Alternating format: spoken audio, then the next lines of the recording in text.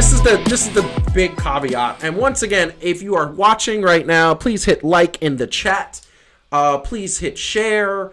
Definitely everybody who is watching. And if you can't watch it, and if you can't watch this live, we're going to be breaking out the segments, all the subjects later on. We definitely need you to put out the word there. But in the meantime, hit like, tell a friend, and definitely subscribe to the channel. We need more subscriptions all over the place. Now, getting to Mr. NBA, okay? We are going NBA. It is 3.5 weeks till the season is over. And we are talking season is over and we're talking playoffs. And I'm going to tell you right now, one of my favorite things is Allen Iverson saying playoffs, playoffs. That was the coach, and he was like playoffs. That was the coach, the football coach, talking about playoffs, and Allen Iverson saying, "Man, I ain't talking about playoffs. I ain't talking about practice. I'm doing practice. We're talking about playoffs. It's all about the playoffs, right?" So exactly. We are now, let's say, 3/4 away through the season. NBA is 3/4 through the way. It is going to be a situation where teams are rising up. Teams are doing what they have to do. They're going to start playing real basketball. Injuries are piling up. By the way, speaking of injury, your boy is coming back this week, right? Thursday? Oh, yes. Steph is coming back. Steph is coming back. My man Calvin picked him number 1 in our fantasy draft. Everybody was freaking out. Like, why did you pick him? He got injured 3 games into the season. Never recovered. And by the way, you never put him on the injured reserve. I have faith. What the? Anyway, but he's coming back, so I will I will do that totally. So I want to throw this graphic up here, and I want you to. I put this graphic together, and it was something that I wanted to do, and the graphic basically says, it kind of highlights the playoff situation, or what I believe the playoff situation is. And I want to get your take on Calvin. So basically what it represents is the bigger the logo, the more the chance they have of winning the championship. Okay, and as you know, you go all the way down to the bottom, and there's the Lonely Knicks and the Golden State Warriors and the Cavaliers and the Atlanta Hawks and the Suns and all those desperate teams, those horrible teams. And then there's a bunch of teams mired in the middle.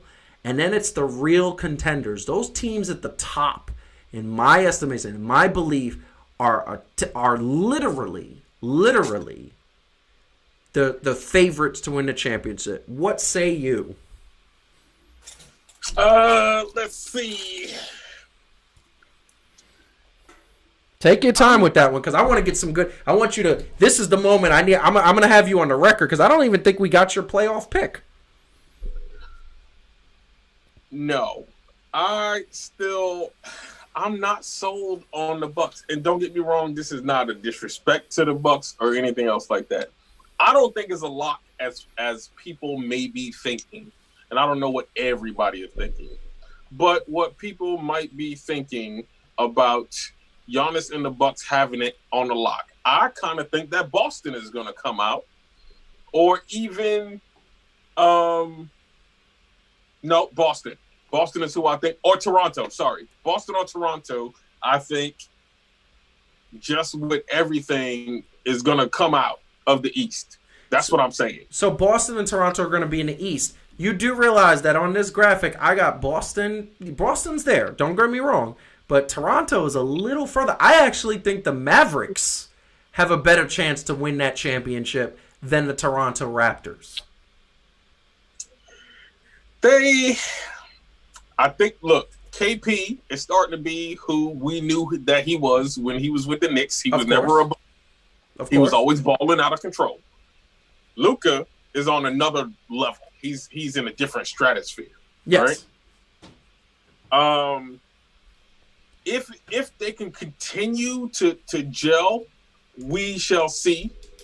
Because here's the deal, especially nowadays, the regular season is not that it doesn't matter. I know a lot of people say, regular season don't really matter. It's all about the playoffs. Because I think how you play during the year is going to have a you know what I mean, is going to have an effect on how you gel in the playoffs.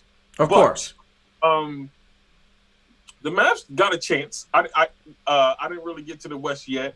So hold on, before you go any further, I'm going to put up the standings right now, because right now you got that, those Bucks are like killing, they're just rolling over people.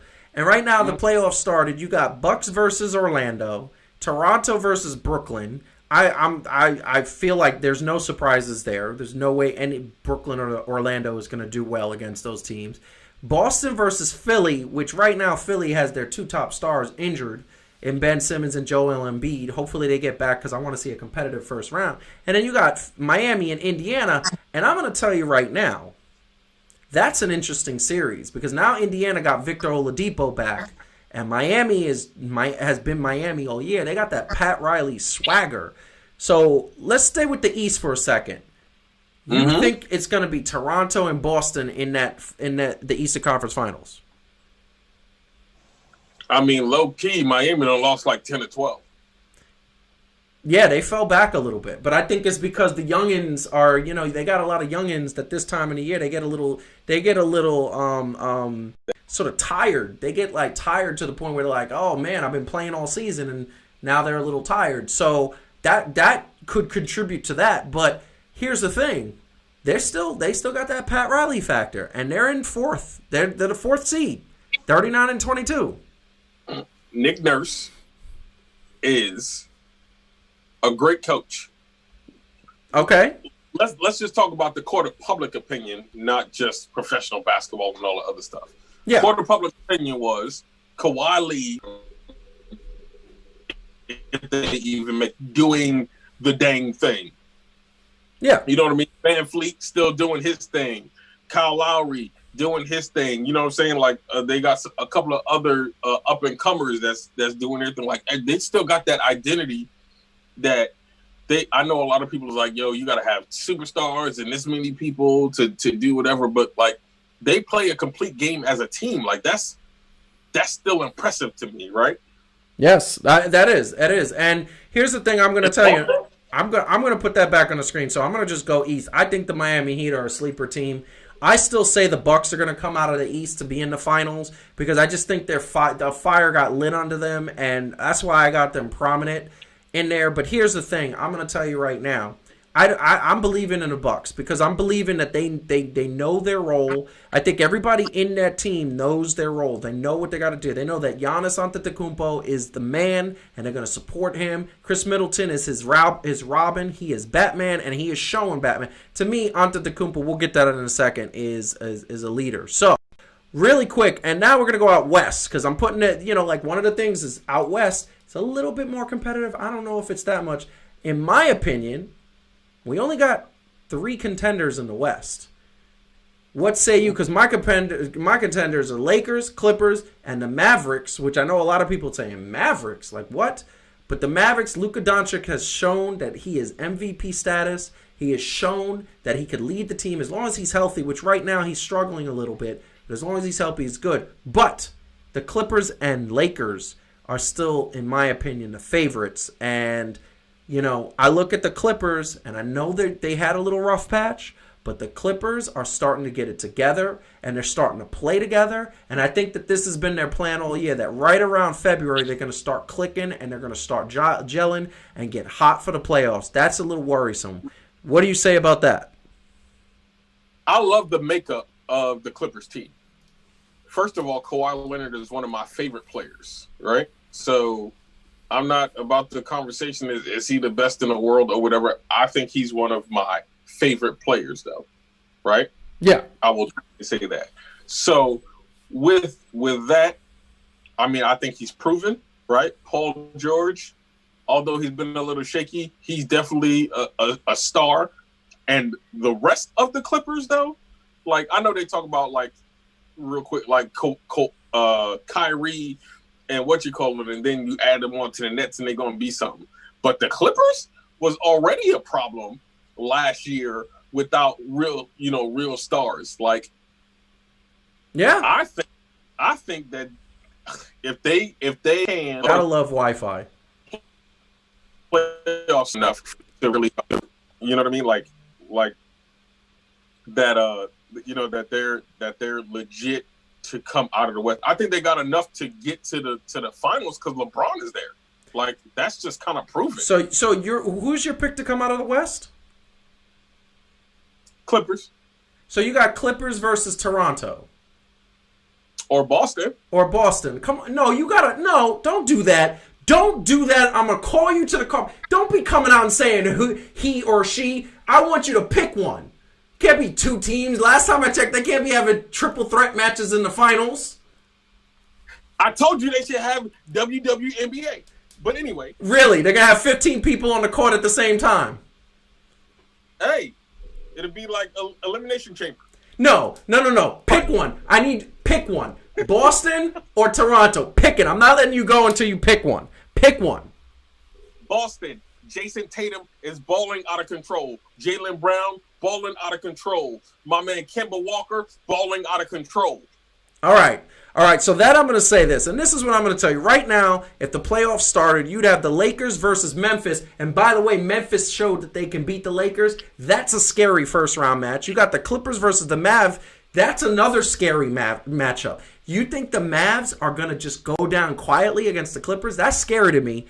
Oklahoma City versus Denver, and Houston versus the Jazz. I'm going to tell you right now, I have no faith in Oklahoma City, Utah, Houston, or Denver. I have no faith in Memphis because they are young. Although, next year and the year after, they're going to be studs. This is the bottom line. I would not be surprised. And here's the thing. And this is breaking news for anybody who's watched the show. I picked the Clippers back in August to win the championship. I'm very scared of that Clippers-Dallas Maverick matchup. I'm scared of it. If Luka Doncic is healthy and Kristaps Porzingis is healthy and these guys are ready and they're coming in and there's other players, Tim Hardaway Jr. is a role player, here's the thing. The Clippers, if they are not on their A game and they take that lightly, they are going to lose that series and I am going to look like a fool. But I'm still sticking with my pick, Clippers versus Bucks in the finals. Now, you think you're slick. I'm gonna tell you right now, you think you're so slick picking triple threat matchups in the finals, man. Well, look, here's the deal. I don't, like you say, you don't believe it. I do not believe in the Bucks. Okay. Because I believe this. I believe that Giannis has gotten a little bit better than last year, and call me skeptical, but it's been proven in the games where he hasn't been super dominant and that they've lost in like the recent one to Miami, right? Yeah. They showed a formula which was similar to because it wasn't just Kawhi. Yeah. Last year when the Bucks was up 2-0 and then lost a la the Mavericks, like they did to the Heat back in 2006. But anyway. But see, and that's the thing. I'm glad you picked one because we were going to call you out to the carpet. We got Amber in the chat saying, pick one. You got to pick one. And I'm so glad that she said that. Here's the bottom line. My girlfriend. Hey, we going to settle this, babe. Okay. Yeah. All right. I'll pick you. Yeah. You're going to come out of virtual world and get her. So this is what I'm going to say. And we're going to do one quick topic. Pick for MVP. Who's your pick for MVP? LeBron James. You're going to go LeBron James is your pick for MVP. Yep. Do you want to know why? Go ahead and say it. I asked. Here's why. Because we cannot take for granted. I really don't care like what measurement they have, if it's the record or the value overall or all that other stuff, because he checks all those boxes. And the last time I checked, this is year 17 for my man LeBron at 35 years old. Look, I don't know what else to say besides the fact that the level of production that he's given, and it shows when he goes off the floor.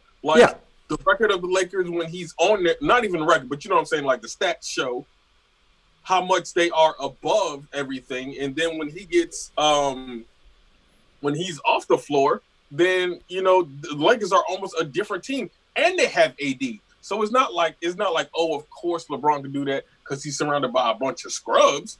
He got AD, who's definitely one of the more premier players in the NBA. So the fact of that he's doing that and keeping them at that high level still at this point of the season, come on, man, it's gotta be LeBron. So this is what I'm going to tell you, and I understand that it's LeBron. And LeBron to me is a close second to who I'm going to pick, because a lot of people are going to say, wait a second, because there's some people that believe it's one other person and it's another person. There's two other real candidates. Really, there's three other real candidates. I'm going to tell you right now, Luka Doncic, if the Mavericks were playing better and he wasn't injured and they had a better record, he would be my MVP. However, they're not. The record is not there to match what he's doing, and he is having an amazing season. He's injured now, and they're kind of falling off a bit. He's gotten a little bit more quiet. He's still putting up really good numbers. But so he's my distant fourth. I'm going to say that number 3 should be James Harden. It should be mentioned. He is still doing amazing, but the last 2 weeks he has fallen off, and I'm starting to think that he's getting fatigued. And Russell Westbrook is starting to take over the leadership of that team because he's starting to put up those all-star numbers, and they're playing great. And by the way, just want to call, I was 100% wrong when we said Clint Capella was going to make them tank and they weren't going to be able to do anything. I still think that's going to hurt them in the playoffs when people are playing bigger. However, LeBron James is my number 2. My number 1, and you know who I'm going, is the Greek Freak. That man is single-handedly got his team best record in the league. He's got his team being amazing. Everybody's bought in. He is putting up literally 40 and 20 on a regular basis, 30 and 20 on a regular basis, 5 to 7 blocks. He's dunking and crazy. And by the way, he's developing a 3-point shot. He has been popping threes like nothing. This is what I'm going to say. He's my pick for MVP. His team is doing great. I'm going Clippers and Milwaukee Bucks. And my spoiler team, which I'm going to ask you, who I'm assuming Toronto could be your spoiler team, correct? No? No, I would probably say Dallas. Okay, so Dallas is your spoiler team. My spoiler team is going to be Miami Heat. I think that's Pat Riley, to me, knows how to work wonders, and Eric Spoelstra, they know how to work wonders come playoff time. So that's my spoiler team. So spoiler team is Miami Heat. MVP is Giannis Antetokounmpo. Clippers versus Bucks in the finals. Your spoiler team, Dallas. Yes. And you got Boston versus Clippers. Yes. And then you got your MVP is LeBron James. LeBron James. Okay, so we're gonna have that on our record. We're gonna see who is correct.